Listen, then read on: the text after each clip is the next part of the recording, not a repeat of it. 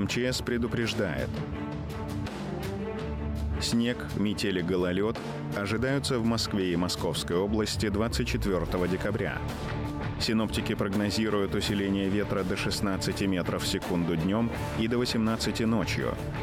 Спасатели призывают жителей и гостей столицы обходить рекламные щиты, не приближаться к шатким конструкциям, не пытаться укрыться под деревьями.